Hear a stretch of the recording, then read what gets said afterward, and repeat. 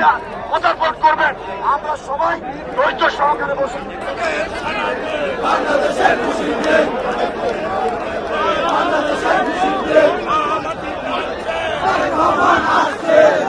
যখন তারেক রহমানের অবতরণ হবে তখন মঞ্চ থেকে ঘোষণা করা হবে এবং আমরা সবাই মিলে আল্লাহর কাছে দোয়া হবে, শুকরানা মুনাজাত হবে।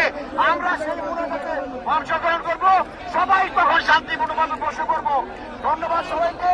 আপনারা তারেক রহমান আসার পর আপনারা সবাই মঞ্চে যখন উনি আসীন হবেন, দোকান হবেন, প্রত্যেকটা নেতা কর্মী সেই দোকান করতে হবে এবং পরবর্তী সময় নির্দেশনার সাথে সাথে বসে করতে হবে।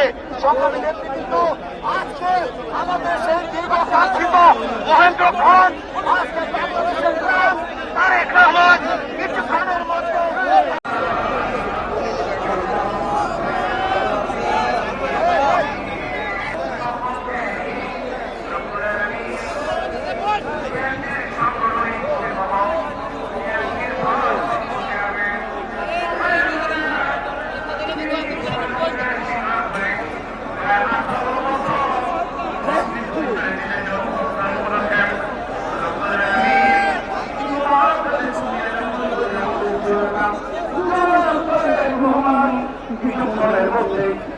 বিমানবন্দরে অবতরণ করবেন।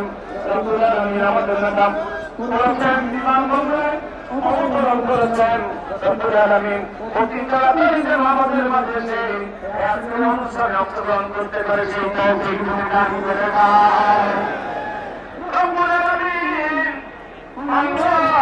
বিভিন্ন প্রান্ত থেকে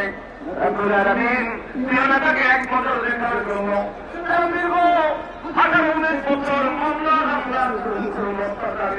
শিকার হয়েছেন।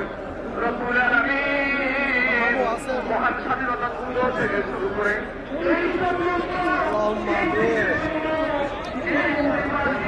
এক মিনিট